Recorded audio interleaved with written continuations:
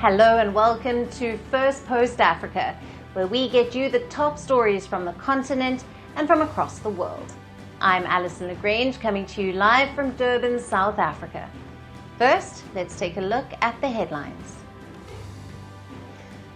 New York declares a state of emergency, ordering the shutdown of the city's entire traffic network as a major blizzard hits the northeast US. Over 5,000 flights have been cancelled into and out of the country. European Union's lawmakers say that they will put on hold a key trade deal with the US after the Supreme Court ruling struck down President Donald Trump's aggressive tariffs. North Korean leader Kim Jong-un secures another rubber stamp re-election at a ruling party congress, extending his grip on power in a tightly controlled political system with no real opposition. Malaysia introduces legislation to limit the Prime Minister to 2 terms, aiming to strengthen accountability and curb executive power in a country that currently has no term limits. And a key border crossing between the Democratic Republic of Congo and Burundi reopens after a closure of more than 2 months due to an offensive by Rwanda-backed N18G rebels.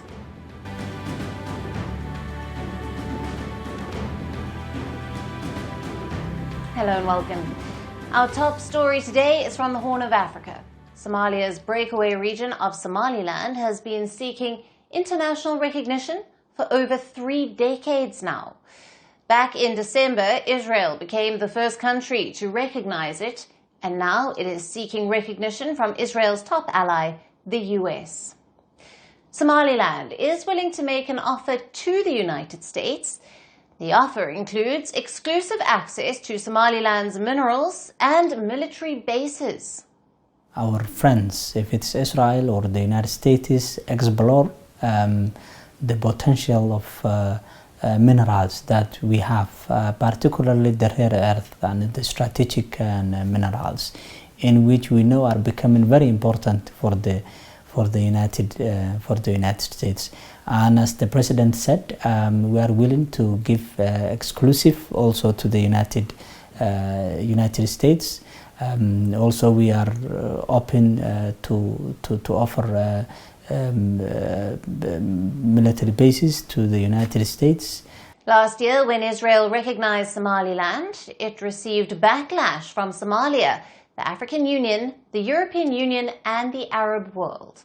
Only the US backed Israel's move, and the UAE, which has deep ties with Somaliland, chose not to condemn it.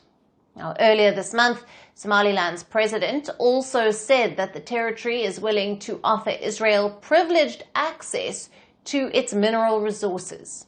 And the possibility of Israel setting up a military base in the region has not been ruled out. There will be an agreement between Somalia and Israel, obviously, and those agreements will be signed when the president visits to Israel, which I cannot yet confirm which date it will be, but it will be soon. Coming to the US, though Washington has backed Netanyahu's move on Somaliland, it has not yet signaled if it will follow Israel's suit. Yet Somaliland remains optimistic about its engagement with the Trump administration. Officially, they have not recognized it yet, but we are having a very good working relations with the United States. Somaliland does not officially exist on the world map, except for Israel. It unilaterally declared independence from Somalia in 1991. Though Somaliland is still struggling to gain international recognition, the territory has increasingly drawn the attention of global powers. And the reason is its location. Somaliland occupies a strategic location at the juncture of the Indian Ocean and the Red Sea. Its Berbera port, in which the UAE has made significant investment, gives access to some of the world's busiest shipping lanes. The region lies across the Gulf of Aden from Yemen, where Houthi rebels have often attacked Israeli assets to show solidarity with Palestinians. Now, the Somaliland row is turning the Horn of Africa into a battleground where foreign powers are fighting for influence. The breakaway region of Somaliland could also be a new flashpoint between the US and one of its top adversaries, China. Now let's break it down. Just next to Somaliland lies Djibouti. It is a small country in the Horn of Africa, but an important one because it borders the Red Sea. Now, back in 2017, China opened its first military base in the African nation. Beijing calls it a logistics facility, though its location has strategic significance. The Chinese base is about 11 kilometers from the US Camp Lemonnier, raising interest over regional security dynamics. Now, Washington has been trying to loosen Beijing's grip over Africa, and it is at this time that Somaliland is offering the US to build military bases in the breakaway region. Now, this comes amid the Trump administration's growing hostility towards Somalia and the Somali people. Now, it remains to be seen how the Trump administration reacts to Somaliland's offer. And will Somaliland turn into a new battleground where the US-China rivalry will play out? And for more on this, we have with us Dr. Kwaku Nuama, who is a professor of international studies at American University, joining us live from Washington, D.C. Welcome to First Post Africa. Thanks for having me. Now, Doctor, is this offer to grant the US exclusive access to Somaliland's minerals and military bases a strategic bargaining tool for international recognition?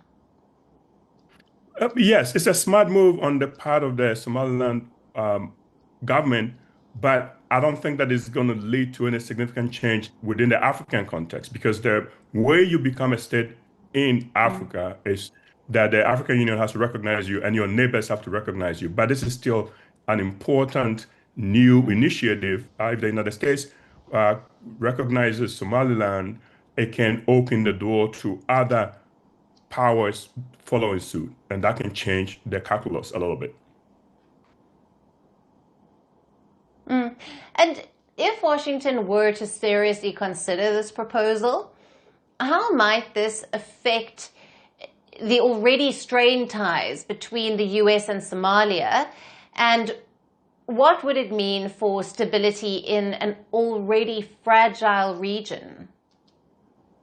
So for the sake of stability in the Horn of Africa, I hope the United States doesn't do this without extensive consultation with the stakeholders in the region, including the African Union.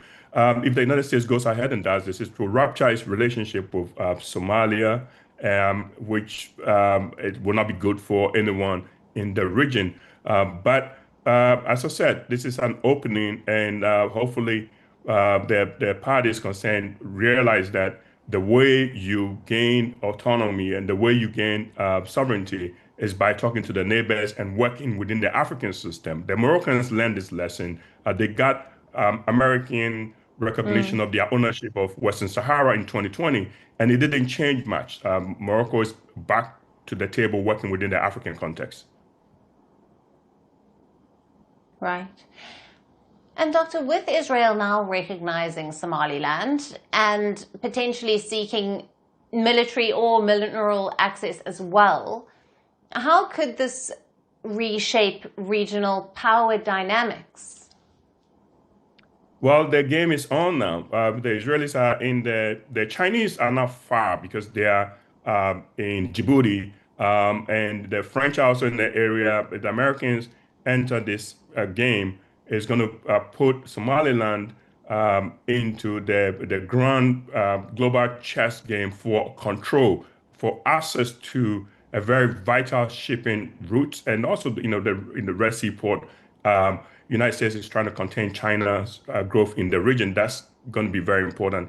What the Israelis do has the tacit support of the United States, and so that matters. But as I said, for the sake of Africans, the Somaliland government needs to be working within the African context, because outsiders cannot confer sovereignty on you. It's a regional problem. It has to be solved within the region. This is an African issue. It has to be solved within Africa. Outsiders cannot confer sovereignty on you if your neighbors don't recognize you. Right. As always, great to have you on the show. Thank you very much. Thanks for having me.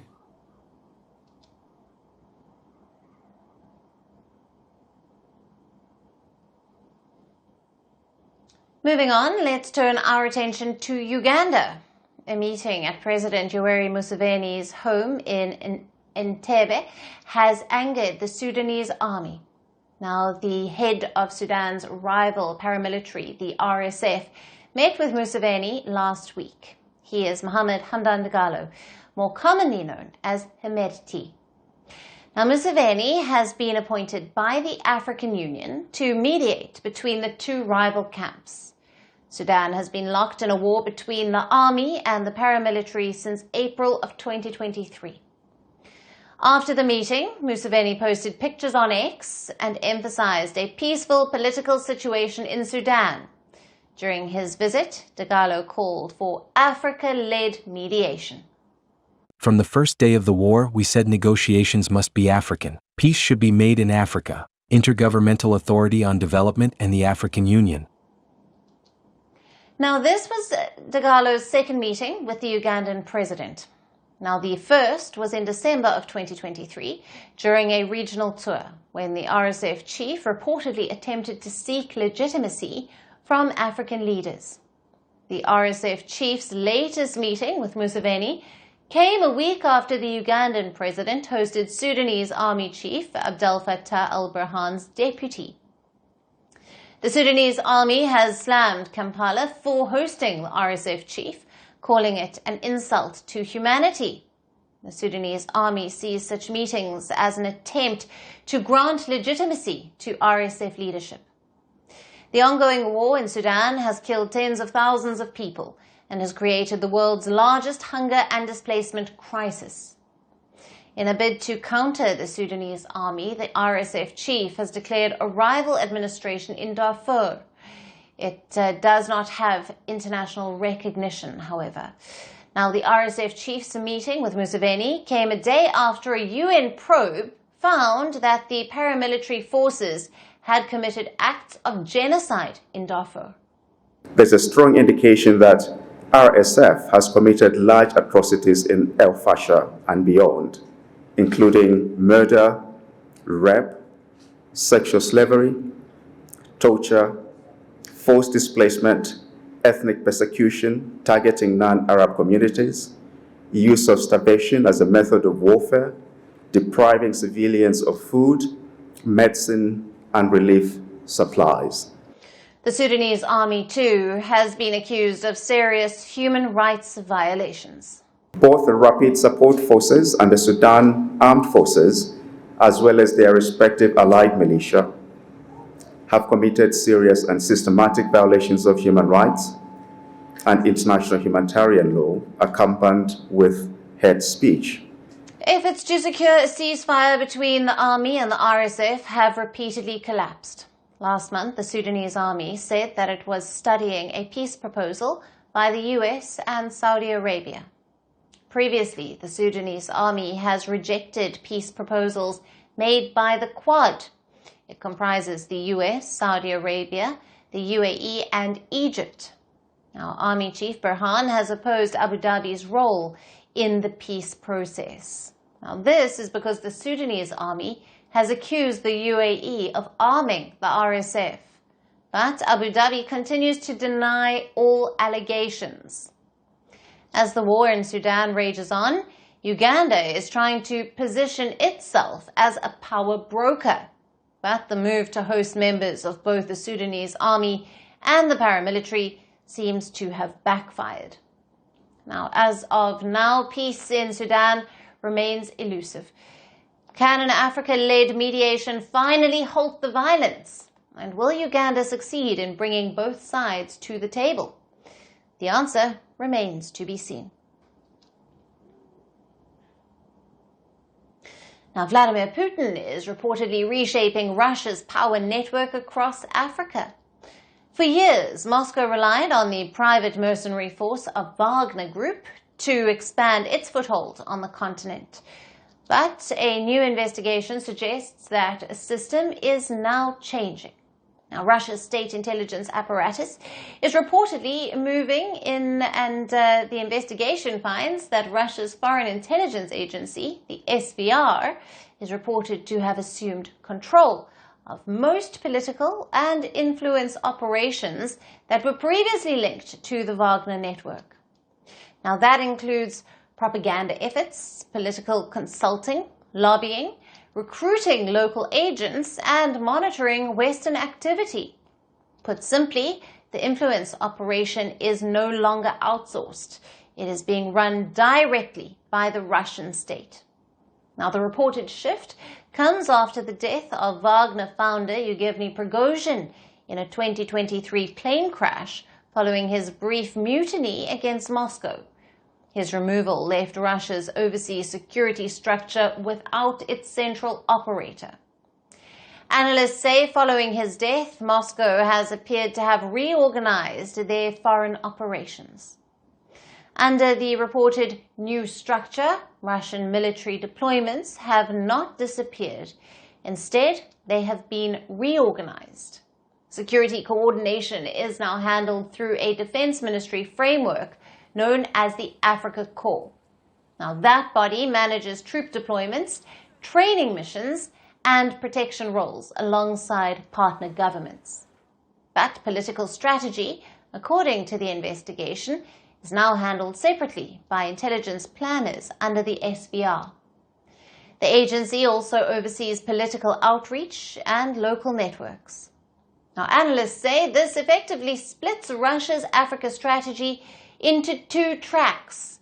One controls the guns, the other controls the messaging. Researchers say intelligence-linked teams are now focused on advising political actors, shaping public narratives, and building long-term local networks. The goal, analysts say, is not just military presence. It is sustained political influence across the continent. And that strategy is already playing out in real time in the Sahel. The region has faced a wave of coups and escalating security breakdowns, creating a power vacuum as Western forces scale back. Analysts say that vacuum has opened the door for new partnerships. Russia has stepped in, offering security assistance, training support, and diplomatic backing to governments looking for alternatives. Now, according to the investigation, Russian intelligence is also tasked with tracking French and US military planning in the region. The findings say the agency is supporting the alliance of Sahel states involving Mali, Burkina Faso, and Niger. Analysts say the bigger shift is structural. Instead of operating through a deniable mercenary brand, Moscow now appears to be formalizing its Africa operations under direct state control. For the Kremlin, Africa is no longer an outsourced project. It is becoming a fully state-managed geopolitical push, and the new Russian strategy could shape influence across the continent for years to come.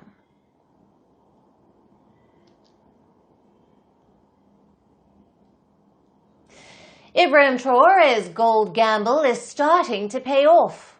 Burkina Faso's military government is riding a mining boom with record production, rising revenues, and fresh international funding now flowing into the country. The Sahel nation has just secured a new funding of more than $33 million from the International Monetary Fund after a positive review of its economic program.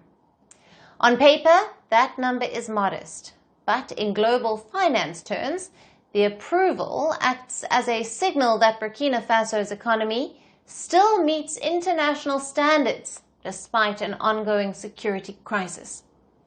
For investors and lenders, it essentially functions as a green light, and the engine behind that confidence is gold.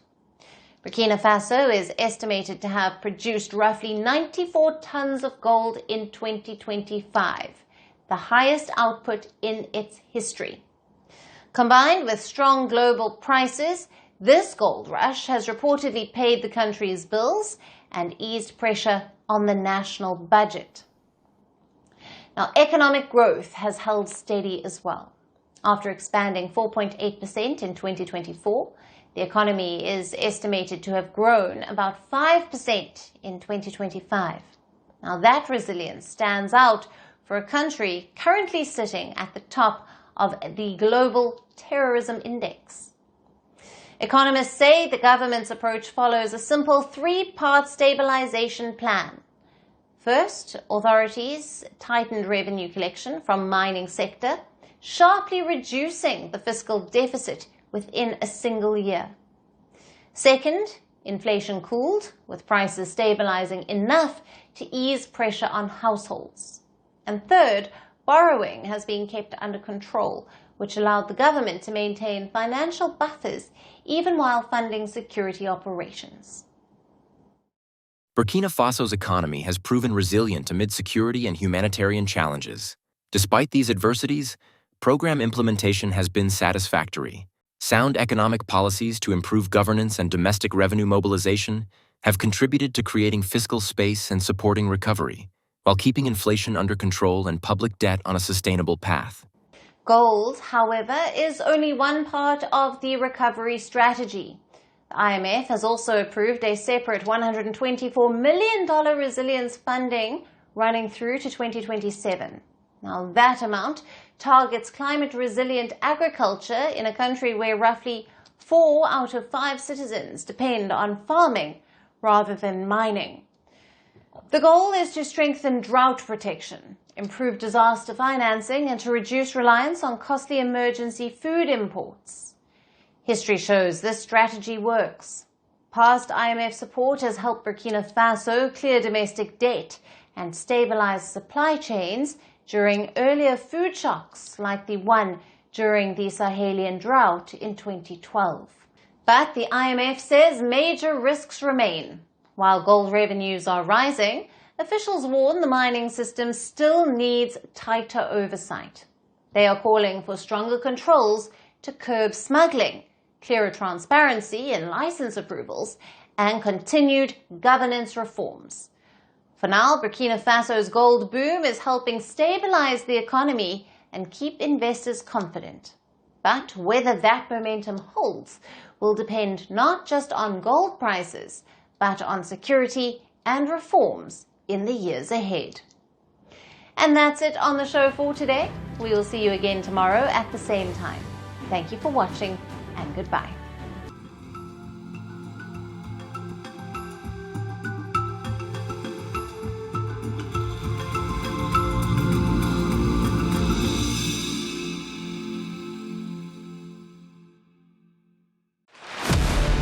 Power doesn't end quietly. Some deaths are not accidents. They are messages.